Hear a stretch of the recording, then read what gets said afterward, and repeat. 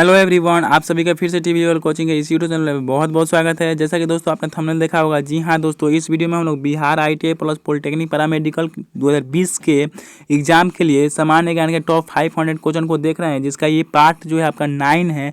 इसके पहले हम लोग जो है आपको पार्ट 8 तक प्रोवाइड किया है, जिसमें हिस्ट्री का जो है सेशन चल रहा है और ये पार्ट भी आपका हिस्ट्री से रिलेटेड ही है, जो कि एग्जाम के व्यू से काफ़ी इंपॉर्टेंट है। इसमें जो क्वेश्चन पूछे जाएंगे, क्वेश्चन दिए गए हैं या पूछे जाएंगे, वो जो क्वेश्चन है आपको एग्जाम के व्यू से काफ़ी इंपॉर्टेंट है, आप देखकर अनुमान लगा सकते हैं। तो ज़्यादा बात ना करते हुए वीडियो को स्टार्ट करते हैं। और हाँ दोस्तों, वीडियो को स्टार्ट करने से पहले आपसे एक रिक्वेस्ट है कि यदि आप हमारे चैनल में नए हैं और अभी तक हमारे चैनल को सब्सक्राइब नहीं किया है, तो प्लीज़ हमारे चैनल को सब्सक्राइब करके बेल आइकन को ऑन कर लीजिएगा, ताकि आने वाले हर वीडियो का नोटिफिकेशन आप तक सबसे पहले जाएगा और आप आसानी से हमारे हर वीडियो को देख पाइएगा। तो चलिए शुरू करते हैं। यहाँ पे फर्स्ट ऑफ ऑल क्वेश्चन बोल रहा है कि हिंदुस्तान सोशलिस्ट रिपब्लिकन जो है एसोसिएशन की स्थापना कब एवं कहाँ की गई थी। तो बात करें हिंदुस्तान सोशलिस्ट रिपब्लिकन एसोसिएशन की, तो जो है आपका 1930 कोलकाता में जो है आपका इसकी स्थापना हुआ था। तो यहाँ पे 1930 कोलकाता, इसको आपको याद रखना होगा। ये जो है एग्जाम के व्यू से काफ़ी इंपॉर्टेंट क्वेश्चन है। तो चलिए अगले क्वेश्चन को भी देख लेते हैं। अगला क्वेश्चन आपका स्क्रीन पर बोल रहा है कि केंद्रीय विधान परिषद जो है, केंद्रीय विधान परिषद में किसने बम फेंका था। तो आपको याद होगा, केंद्रीय विधानसभा में आपका भगत सिंह, बटुकेश्वर दत्त तथा राजगुरु तीनों मिलकर जो है आपका बम फेंके थे, मतलब शामिल थे उसमें। लेकिन बम जो है आपका किसने फेंका था, यहाँ पे आपका भगत सिंह और बटुकेश्वर दत्त दोनों मिलकर जो है फेंके थे। लेकिन इसमें साजिश जो थी आपका इन तीनों की थी। तो यहाँ पे ऑप्शन नंबर बी और ए जो है आपका करेक्ट आंसर होगा। ऑप्शन नंबर डी जो है आपका राइट आंसर हो जाएगा। क्यों? क्योंकि इसमें आपको ए और बी दोनों दिया हुआ है। तो भगत सिंह और बटुकेश्वर दत्त दोनों जो है आपका विधान परिषद में गए थे और इन दोनों ने मिलकर जो है बम फेंका था, लेकिन साजिश के तौर पर ये तीनों थे। तो आई होप कि ये क्वेश्चन आप समझ गए होंगे। चलिए अगले क्वेश्चन को देख लेते हैं। तो अगला क्वेश्चन आपसे स्क्रीन पर बोल रहा है कि जो है साइमन कमीशन कब भारत आया था। तो बात करें साइमन कमीशन की, तो साइमन कमीशन आपका 1928 में ईस्वी में आया था। कब आया था दोस्तों?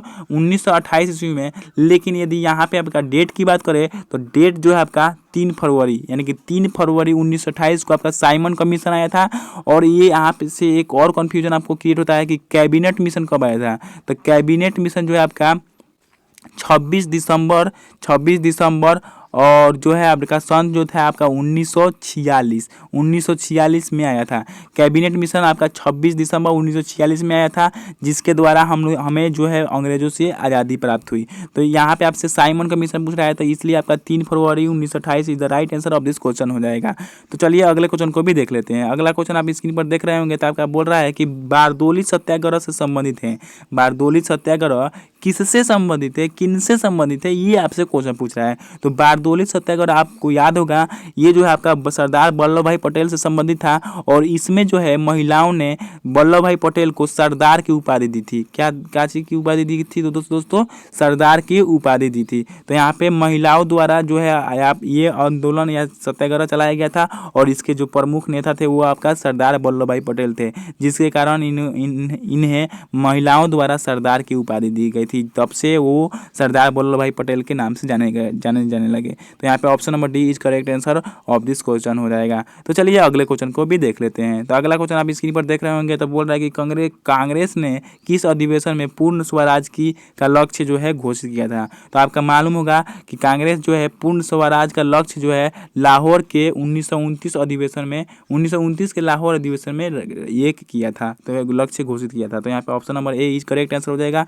आई होप कि आपको ये समझ में आ गया होगा। यहाँ पे जो है लाहौर 1929 आपको याद रखना होगा। ये क्वेश्चन काफ़ी इंपॉर्टेंट है एग्जाम के व्यू से। तो चलिए अगले क्वेश्चन को भी देख लेते हैं। तो अगला क्वेश्चन आप स्क्रीन पर देख सकते हैं। आपका बोल रहा है कि सविनय अवज्ञा आंदोलन के समय भारत का वायसराय कौन था। तो बात करें सविनय अवज्ञा आंदोलन की, तो सविनय अवज्ञा आंदोलन आपका 1930 में हुआ था, और उस समय जो है आपका वायसराय था वो कौन था, आपका लॉर्ड इरविन था। तो यहाँ पे option number D is correct answer of this question हो जाएगा। तो यहाँ पे सविनय अवज्ञा आंदोलन कब हुआ था, ये भी आपको याद रखना होगा, 1930 ईस्वी में स्टार्ट हुआ था।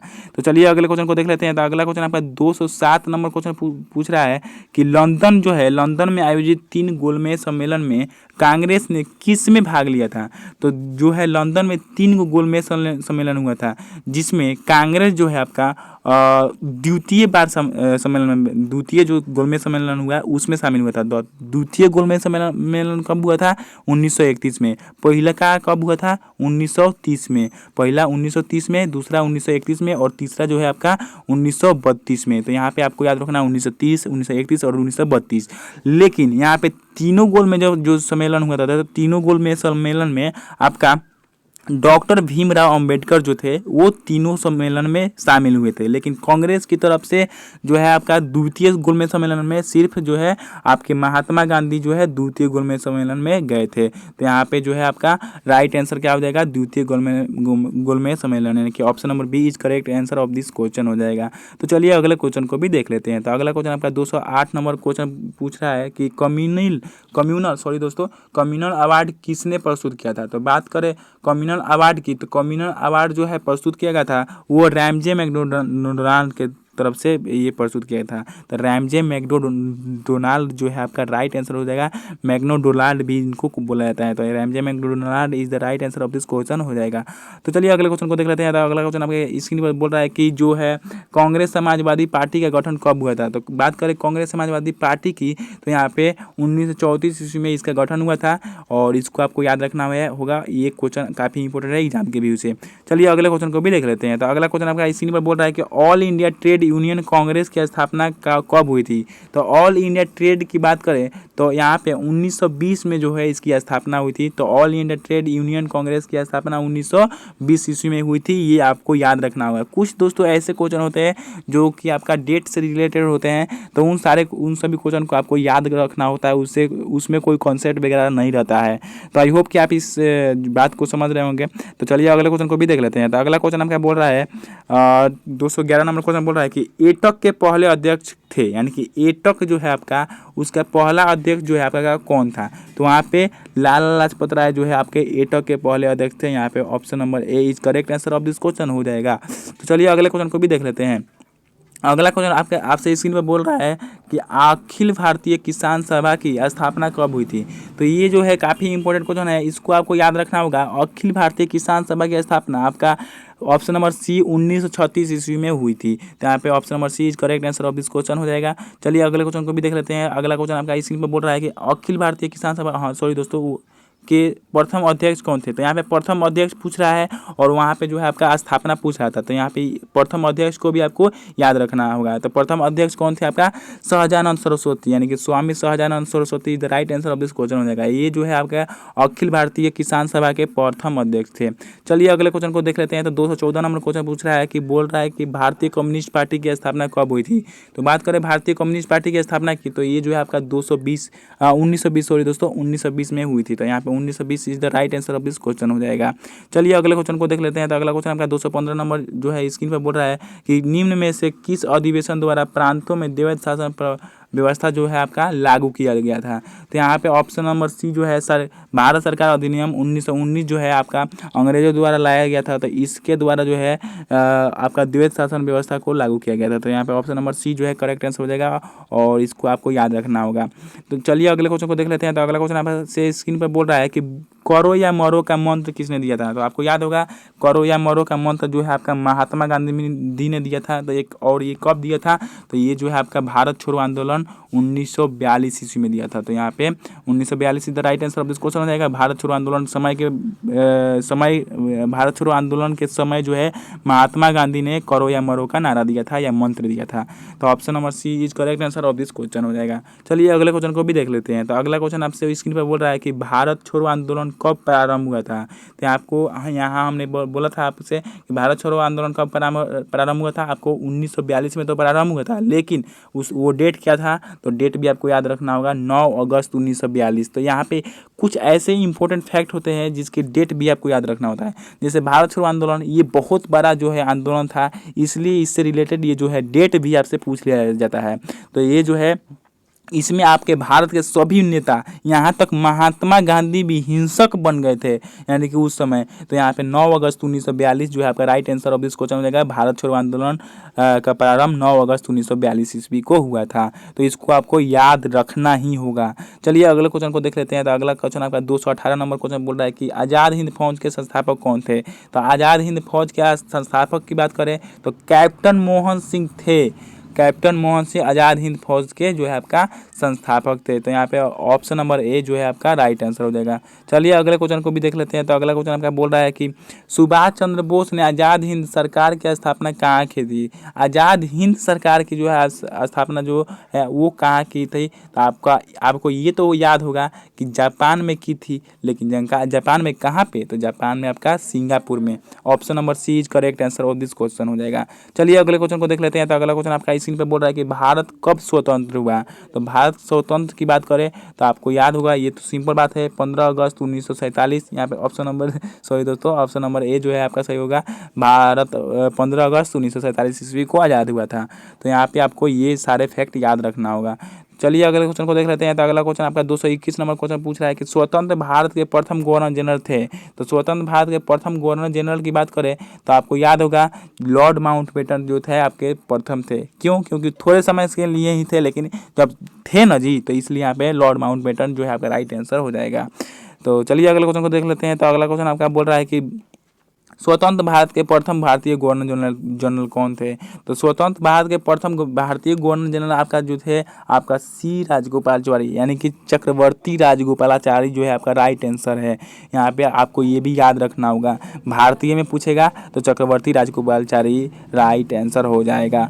आई होप कि आप समझ गए होंगे। तो चलिए अगले क्वेश्चन को देख लेते हैं। तो अगला क्वेश्चन आपसे स्क्रीन पर बोल रहा है कि 19वीं जो है शताब्दी के दौरान होने वाले बहावी आंदोलन का मुख्य केंद्र कहाँ था। तो हमने इसके पहले भी जो सेशन चलाया था, जो पार्ट लाए थे, उसमें आपको बता दिए हैं जो 19वीं शताब्दी के दौरान जो है बहावी आंदोलन का जो मुख्य केंद्र था वो है आपका पटना था। तो यहाँ पे Patna is the right answer of this question हो जाएगा। चलिए अगले क्वेश्चन को देख लेते हैं। तो अगला क्वेश्चन आपका बोल रहा है कि कबीर के गुरु कौन थे। तो कबीर के गुरु आपको याद होगा, कबीर के गुरु कौन थे दोस्तों, आपका रामानंद जो है कबीर के गुरु थे। तो यहाँ पे रामानंद जो है आपको याद रखना होगा। कुछ ऐसे बातें होती हैं जो आपको याद रखना होता है। Ramanand is the right answer of this question रहेगा, इसको आपको याद ही रखना होगा। रामानंद कबीर के गुरु थे, रामानंद कबीर के गुरु थे। जितना बार रटिए उतना भी रटिए, आपको याद करना होगा किसी भी तरह। चलिए अगले क्वेश्चन को देख लेते हैं। तो अगला क्वेश्चन आपका बोल रहा है स्क्रीन पे बोल रहा है कि भक्ति आंदोलन जो है, भक्ति आंदोलन भक्ति को दार्शनिक आधार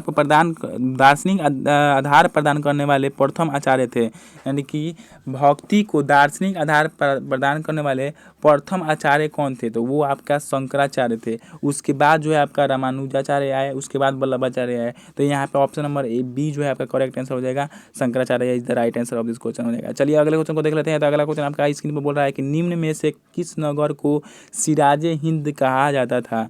तो सिराजे हिंद किस नगर को कहा जाता था। तो वो आपका जौनपुर था। तो Jaunpur is the right answer of this question हो जाएगा, इसको आपको याद रखना होगा। चलिए अगले क्वेश्चन को देख लेते हैं। अगला क्वेश्चन आपका स्क्रीन पर बोल रहा है कि कृष्णदेव राय ने अमुक्तमाल्यद ग्रंथ की रचना किस भाषा में की थी। तो ये जो है आपका तेलुगु भाषा में की थी, क्योंकि उस समय वो दक्षिण भारत में ही थे। तो आपको याद होगा कि दक्षिण भारत के लोग कैसे बोलते हैं, तेलुगु बोलते हैं। तो तेलुगु भाषा में नहीं ना जो है आपका रचना वगैरह करेंगे। तो यहाँ पे Telugu is the right answer of this question हो जाएगा। चलिए अगले क्वेश्चन को देख लेते हैं। और 28 नंबर क्वेश्चन पूछ रहा है कि निम्न में से किसे आंध्र भोज के नाम से भी जाना जाता है। तो आपको आंध्र भोज की बात करें तो आपका सी नंबर ऑप्शन जो है कृष्णदेव राय राइट आंसर हो जाएगा। इसे आंध्र भोज के नाम से भी जाना जाता है। तो यहाँ पे option number C is right answer of this question हो जाएगा। चलिए अगले क्वेश्चन को देख लेते हैं। तो अगला क्वेश्चन आपसे स्क्रीन पर पूछ रहा है कि क्या पूछा है आपका लीलावती पुस्तक संबंधित है। तो लीलावती पुस्तक किस भाषा से संबंधित है या किससे संबंधित है या किस साहित्य से संबंधित है। तो ये आपका ऑप्शन नंबर डी जो है संस्कृत साहित्य से संबंधित है, ये राइट आंसर हो जाएगा। तो लीलावती जो है संस्कृत साहित्य से संबंधित है, ये आपको याद रखना होगा। चलिए अगले क्वेश्चन को देख लेते हैं। तो अगला क्वेश्चन आपसे स्क्रीन पर पूछ रहा है कि देख सकते हैं आप, निम्न में से किस फसल के उत्पादन के संबंध में सैंधव स्थलों में कोई प्रमाण नहीं मिला। तो सैंधव स्थलों में कोई परिमाण किस में नहीं मिला, दाल के लिए नहीं मिला। तो दाल जो है आपका सैंधव सभा में कोई जो है आपका इसका प्रमाण, दाल का प्रमाण नहीं मिला है, यानी कि धान, गेहूं और जौ ये जो है आपका तीनों का प्रमाण मिला है, लेकिन दाल का प्रमाण नहीं मिला है, इसलिए आपका ऑप्शन नंबर ए जो है आपका राइट आंसर हो जाएगा। चलिए 31 नंबर क्वेश्चन देख लेते हैं। 31 नंबर क्वेश्चन आपसे पूछ रहा है कि निम्न में से कौन त्रिपिटक का अंग नहीं था।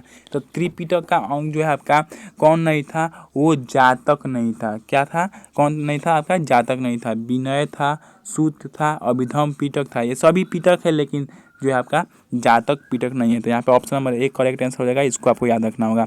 तो ये इस हिस्ट्री के जो है क्वेश्चन थोड़ा कुछ अलग प्रकार के होते हैं, जो याद जल्दी नहीं होते हैं, लेकिन आपको याद रखना होगा क्योंकि आपको एग्जाम में अच्छा रैंक लाना है। चलिए अगला क्वेश्चन को देख लेते हैं। अगला क्वेश्चन आपका बोल रहा है कि सुभाष चंद्र बोस ने कांग्रेस के किस अधिवेशन के बाद इसके अध्यक्ष पद से त्याग पत्र दे दिया था। तो यहाँ पे कि कौन सा अधिवेशन था जो उनको त्याग पत्र देने पर मजबूर कर दिया था। तो यहाँ पे आपका ऑप्शन नंबर ए जो है फैजपुर जो है आपका राइट आंसर हो जाएगा।